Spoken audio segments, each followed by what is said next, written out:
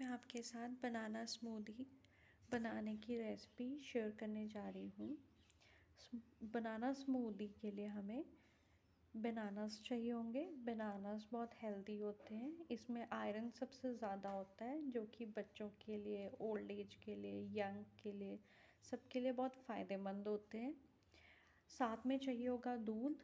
दूध भी कैल्शियम का बहुत अच्छा सोर्स होता है, इससे बोन्स स्ट्रॉन्ग होती हैं। साथ में हमें चाहिए होगा हनी। मैं डाबर का हनी यूज़ कर रही हूँ। हनी हम स्वीटनर के लिए यूज़ कर रहे हैं कि चीनी की जगह पे अगर आप हनी यूज़ करते हो तो उससे आपकी जो फैट्स हैं वो ज़्यादा फैट्स नहीं आते बॉडी में।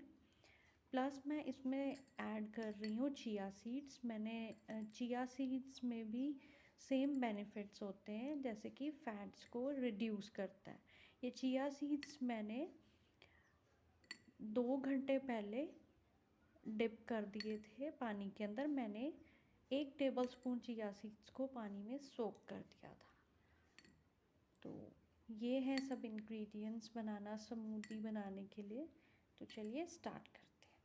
कट करके बनानास डाल देंगे। उसके बाद हम सारी की सारी चीज़ें, हनी, दूध और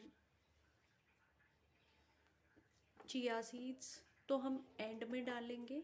ये सब चीज़ें मिक्स करके हम ब्लेंड कर देंगे। बनाना, मिल्क और हनी को मैंने ब्लेंड कर दिया है और अब इसमें मैं चिया सीड्स ऐड करने लगी हूँ।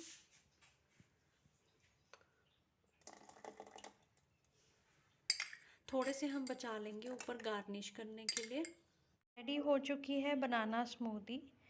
ये मेरे 2 बनाना और 2 ग्लास दूध और 2 टेबलस्पून शहद और 1 टेबलस्पून चिया सीड्स में इतनी स्मूदी तैयार हो गई है, जिसमें 2 ग्लास भी बन गए हैं। और साथ में ट्रैवल पैक मैंने बॉटल में भी स्टोर कर दिया है, ताकि आप ट्रैवलिंग के टाइम पे भी लेके जा सकते हैं।